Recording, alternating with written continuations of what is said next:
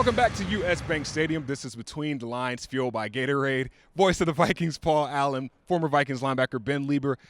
Vikings victorious over the Carolina Panthers today, 28-27. And many would say the Vikings didn't do enough to win this game, but they did. PA, your thoughts? Well, it doesn't matter. I mean, I've been in the racetrack business for more than a quarter century, Gabe. It doesn't matter how you get to the winner's circle as long as you are the ones getting your picture taken, and that's what happened to the Vikings today. Chad Beebe, are you kidding me? From a muff to a memory. First National Football League touchdown wins the game. Chad Beebe, well done. Game-winning drive for Kirk Cousins. Also, your thoughts on the captain, Ben?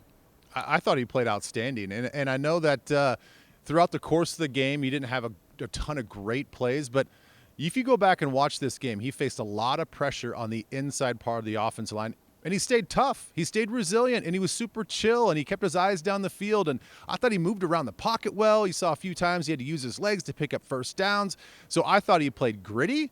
I thought he played tough. And then you look at the 6 for 7, 75 yards game-winning touchdown drive. That was clinic. That was the way that you draw it up. That's the way you do it in practice, and it happened on the game on Sunday. Kirk Cousins, 25 of 36, 307 yards, 3 touchdowns. More importantly, though, the fourth quarter, Kirk Cousins, 12 of 15, 136 yards, 2 touchdowns. Can you describe that final game-winning drive, PA, with Kirk Cousins leading the troops? Well, the proper adjective or the proper word would be poise. I mean, Kirk stayed together after getting the ball ripped from him. There goes Jeremy Chin, a rookie from Southern Illinois. Nacho Leber started 11 about 5 years ago or 10 years ago when he was in high school.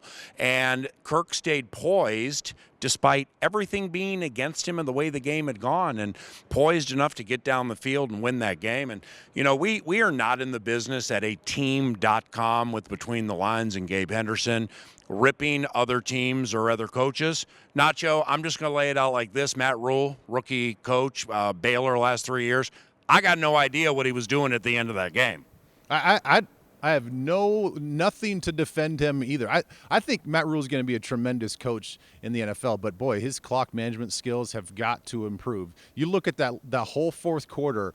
I don't know what he's doing trying to throw the ball in some of those situations. And the way that we had to burn some timeouts, you let that clock run down and compound that with the fact that we didn't do a good job stopping the run. Now, again, stats-wise, they didn't blow us out of the water in the run game. But when they needed to pick up runs and yards on the ground, they were able to do it. We were missing tackles. Those guys were making us miss.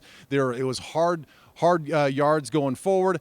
They were more physical than we were in the run game, and I thought to myself, why, oh why, are you throwing the football? And then you get down after the muff punt on third down, and you pass the ball in the end zone. You get your wide receiver hurt on a ball that goes behind him. I mean, double whammy in that situation gave us way too much time to operate the game-winning drive. Hey, boys, sneaky MVP in this game, rookie DJ Wanham.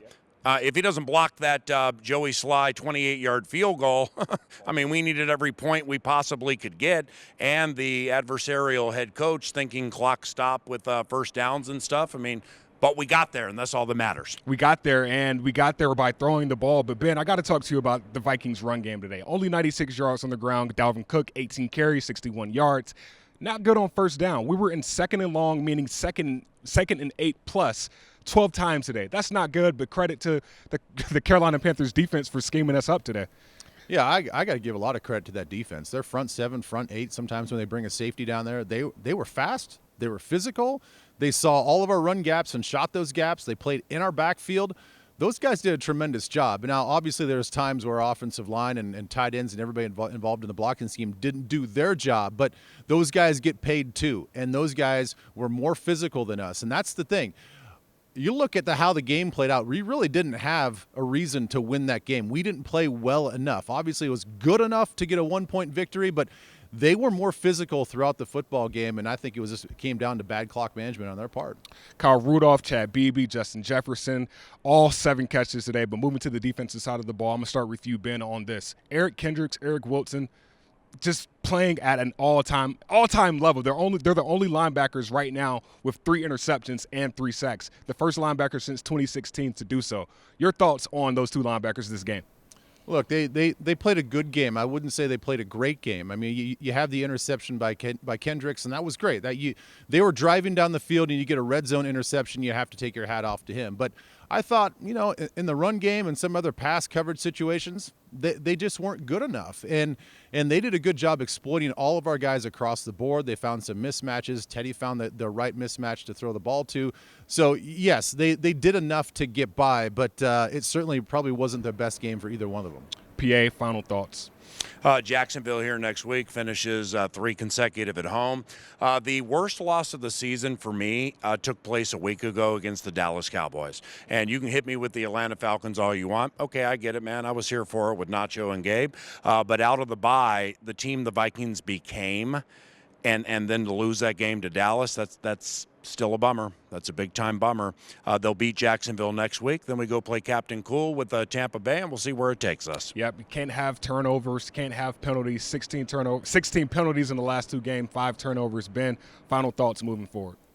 Well, again, it doesn't have to be pretty, but you just keep stacking up these wins, and it builds some confidence. And yeah, in every game there's some goods and some bads, and you're going to look at this game and there's going to be a lot of bads, but the way that these guys stuck together and were resilient, that's winning football. And you start stacking up these wins as you get into December. That's what it's all about. You just have to find your groove, find the momentum, and who knows what happens after that if you get in the playoffs. Not pretty, but we still pounce the Panthers. Next week, the Jacksonville Jaguars. PA, no jinx. For PA, Ben Leber, I'm Gabe Henderson. This was Between the Lines, fueled by Gatorade.